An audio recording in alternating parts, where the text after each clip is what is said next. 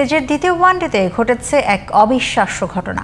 One day ক্রিকেটের ৫৪ বছরের ইতিহাসে প্রথমবার এক ইনিংসের পুরো ৫০ ওভারই স্পিন বোলিং করিয়েছে ওয়েস্ট ইন্ডিজ। আর সেই ঐতিহাসিক মুহূর্তের সাক্ষী ছিল মিরপুরের শেরেবাংলা জাতীয় স্টেডিয়াম। এমন নজির গড়ার পেছনের গল্পটা জানাচ্ছেন সহকর্মী ইমরান হোসেন।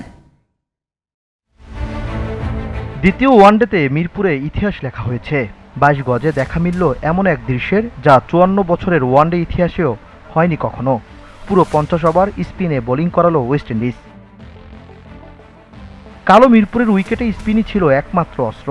প্রথম ওয়ানডের অভিজ্ঞতা বুঝে গিয়েছিল ক্যারিবীয়রা, এখানে পেস নয়, ঘূর্ণিই হতে পারে অস্ত্র। তাই দ্বিতীয় ওয়ানডের আগে উড়িয়ে আনা হয় বিশেষজ্ঞ স্পিনার আকিল হোসেনকে। ইনিংসের প্রথম বল থেকে স্পিন। এক প্রান্তে বয়ে যাচ্ছিল আকিল হোসেনের ঘূর্ণি, অন্য প্রান্তে ঘূর্ণিজালে আটকা পড়ছেন টাইগার ব্যাটাররা। নিজেদের ইতিহাসে এই প্রথম দুই স্পিনার দিয়েই ইনিংস শুরু করে ওয়েস্ট ইন্ডিজ।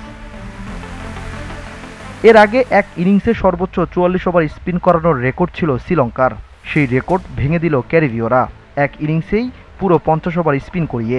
এক কথায় ইতিহাসের পাতায় নাম লিখে ফেলল ওয়েস্ট ইন্ডিজ।